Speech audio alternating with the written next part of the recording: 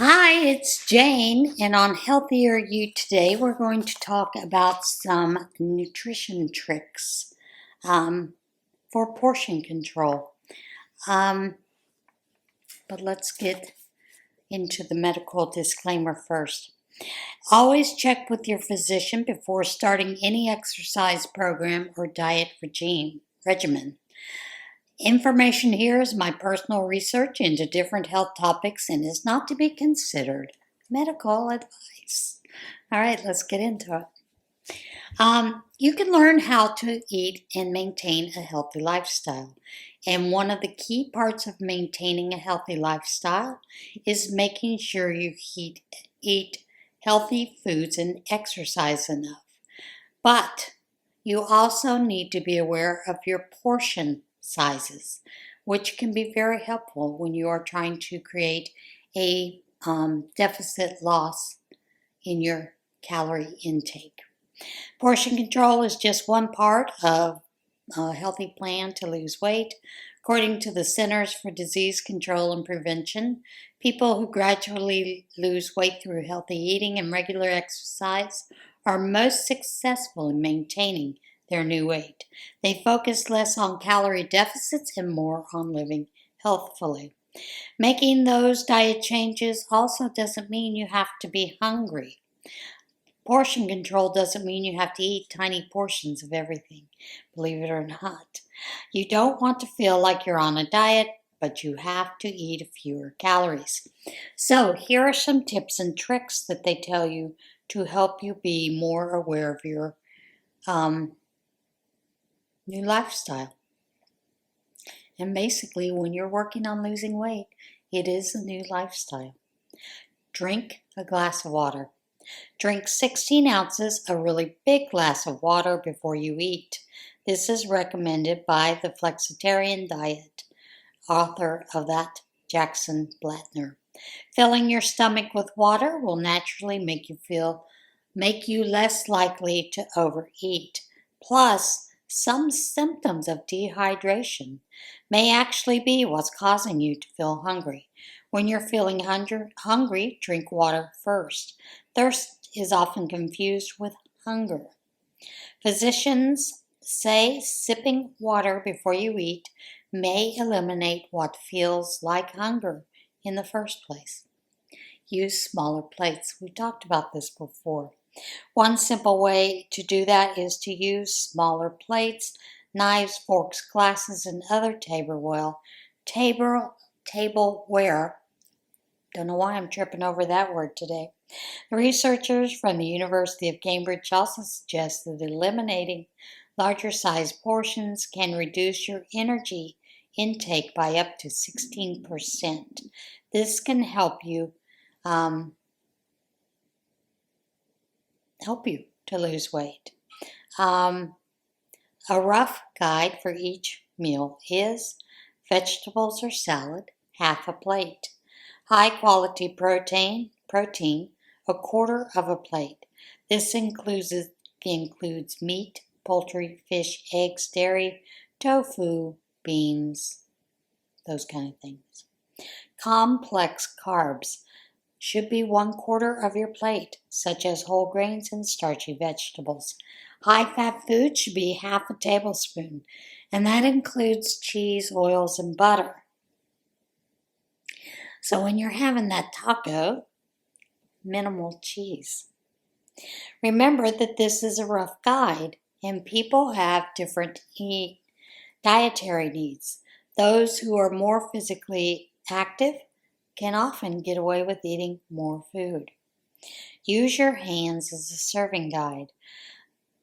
This is another way to determine portion size without measuring tools is by using your hands. So the rough guide is, and keep in mind, people with bigger hands require more food, so they typically have bigger hands. A rough guide for each meal is high protein foods, palm size, palm, not all of your hand, just palm for women, 2 palm size portions for men, such as meat, fish, poultry, and beans. Vegetables and salads, a fist size for women and 2 for men. High carb foods is 1 cupped hand for women and 2 for men, such as whole grains and starchy vegetables. High fat foods, just a thumb, just your thumb, for butter, oils, and nuts. Vegetables and fiber. Bulk up your meals with vegetables. That is an easy way to cut calories while making you feel full. And keep in mind, not everybody likes spinach, but spinach can be used as a sandwich topper and can add fiber and nutrients to pasta and stir fries.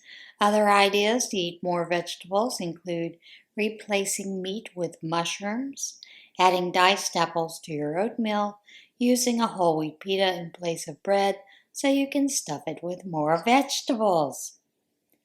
Color contrasting dinnerware. You'd be surprised how important color is. A lot of restaurants use red because it will make you eat more. Keep that in mind.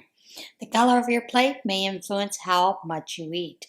Studies suggested if you want to eat less, try using plates that have a color contrast to the food that you're eating dinner. For pasta with red sauce, eat it on a white plate. If you want to eat more of a food, you can use a dish of the same color. So try eating more green vegetables from a large green plate or bowl. It's a mind thing, folks. Stop using carbs as the main part of your meal. You need to rethink the way you use grains and starches. Take a breakfast parfait, for instance. Instead of starting with a granola base, fill your cup with yogurt, then sprinkle just a tiny amount of granola on the top for the crunch you crave. I don't know if McDonald's has brought back their breakfast parfaits or not, but those were a good example. You had mostly yogurt, a couple of berries and some strawberries, and then you had a little small cup of the granola for the crunch. So the same principles apply to your meals also. First, load up your plate with veggies and a serving of lean protein. Then add a quarter cup of brown rice or your carbohydrate of choice. Eat slower. We've talked about mindful eating many times. Taking your time while eating increases enjoyment and decreases the portions. For example, dim lights and listening to relaxing music set the stage for a more leisurely meal. Remember to chew slowly, put your fork down between bites, and sip water with your meal to last longer. It'll also fill you up. Try hard to open food. Now, I thought this tip was rather interesting. Another way to slow down your eating speed includes trying foods that require shelling, peeling, or individual unwrapping. And, I wasn't really thinking about when I saw that it, like mandarin oranges, edamame, and pistachios in shells, peanuts in shells. It's harder to open, takes you longer, you slows your eating. Don't eat from the bag or box. When you sit down with a bag of chips, you may not pay attention to how much you're eating. According to 2021, there was an article about people eating snacks from smaller containers who ate less compared to people eating from larger packages. This could have happened because people are unaware of serving sizes when eating from the larger package. A smaller container serves as a visual cue when people have eaten a full portion. Eat soup before your meal. Before you dig into your entree, have some soup. Though it may seem counterintuitive to add more to your meal, consuming soup could make you feel fuller.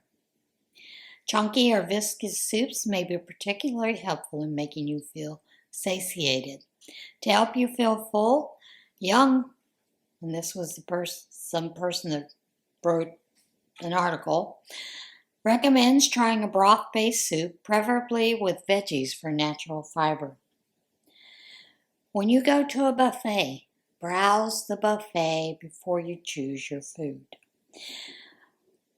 There was I don't remember where it was, but researchers observed people at 2 separate breakfast buffet lines that featured the same 7 items: cheesy eggs, potatoes, bacon, cinnamon rolls, low-fat granola, low-fat yogurt, and fruit.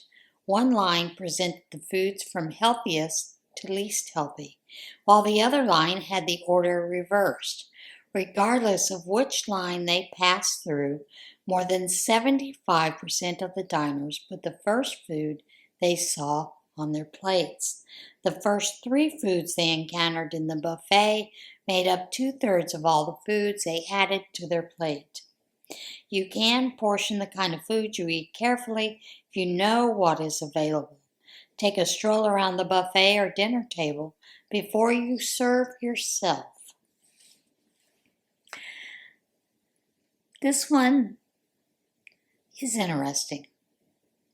Drink from a tall, straight glass. You can have alcohol or a soft drink with your meal, but keep it in one glass and enjoy it slowly.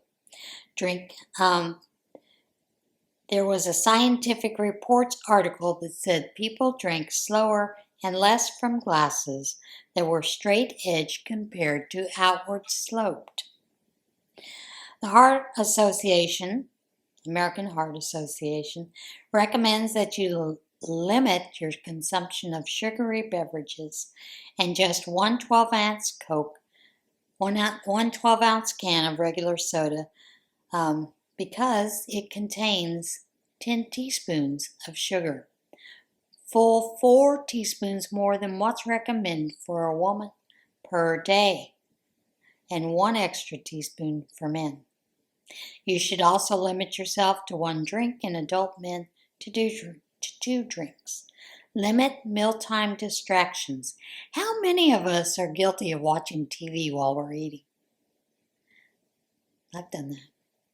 Turn off the TV, stop working, put your smartphone away while you eat. People ate more calories if they used their phones during their meals. Also consider avoiding using your lunch break to work if you can. And there was a study found that people felt less full if they ate while working at a computer. Wonder if stress had anything to do with that. Think of easy to remember visual cues. One tip nutritionist, Cynthia Sass, likes to use an easy, memorable visual cues for a healthy awareness of how much food you should be eating. For example, a golf ball is a pretty typical size portion of nuts or dried fruit. A thumb, from where it bends at the tip, is a typical size portion for olive oil. A deck of cards in thickness and width is a typical size portion of fish, and a tennis ball is a typical size portion of fresh fruit. Sass told Health, rather than using these as strict rules for exactly how much to eat, they're helpful as a starting place. When you're eating out, ask for half portion. Restaurants are notorious for serving large portions. In fact, restaurant serving sizes are on average about 2.5 times larger than standard serving sizes, and up to a whopping 8 times larger sometimes. If you are eating out, you can always ask for a half portion or a child's dish.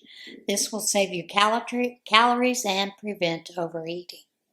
Alternatively, you could share a meal with someone or order a starter and a side instead of a main dish. Here's another trick. Ask for a to-go container to be brought out. Cut your meal in half, put it in the to-go container to take it home for another meal. Other tips include ordering a side salad or vegetables, asking for sauces and dressings to be served separately, and avoiding buffet-style all-you-can-eat restaurants. Research indicates we can't always rely on our own judgment of appropriate portion size. And this is because there are many factors that affect those portion sizes. However, it may help to invest in a scale, measure and cup to weigh food incorrectly when you're first beginning to learn about portion size control. Read the food labels, which also increases awareness of proper portion sizes. I mean, how many of us actually have read the chips where it says a portion size is 12 chips? And we go digging in the bag for the biggest 12 chips. Here are some examples of those. Cooked pasta or rice is half a cup. Vegetables and salad, 1 to 2 cups. Breakfast cereal, 1 cup. Cooked beans, half a cup. Nut butter, 2 tablespoons. Cooked meats, 3 ounces. See, it used to be 4 ounces. Now it's 3 ounces. You don't always have to measure meals. However, it will help you, if you do it for a short time, to become aware of what an appropriate size should look like. Then, after a while, you won't need that because you'll already have it in your head what an appropriate size is. Also, use a food diary. Research suggests that people are often surprised at how much food they eat. For example, one study found that 21% of the people who ate more due to having larger serving bowls denied having eating more. Think about that. Do you realize that a portion size of ice cream is half a cup? Half a cup. Writing down all food and drink intake can increase your awareness of the type and amounts of foods you are consuming. Weight loss studies also found those who kept a food diary tended to lose more weight overall. This is likely because they were more aware of what they ate, including their unhealthy choices, and adjusted their diet accordingly. And lastly, end your meal with a healthy sweet treat. Many people expect to have some type of dessert at the end of a meal. He recommended brewing a flavorful decaf tea like peppermint, cinnamon, chocolate, or a fruity variety to satisfy that expectation. Or reach for a bowl of fruit or a small sweet potato topped with cinnamon and peanut butter. That sounds interesting. I've never tried that, so maybe I'll try that. All right, guys, that is it for today's Healthy You. I hope you enjoyed it. I hope it gave you some ideas. And yeah, and as always, remember to be a little kinder to yourself as you're on this journey. And I'll see you again next time. Bye.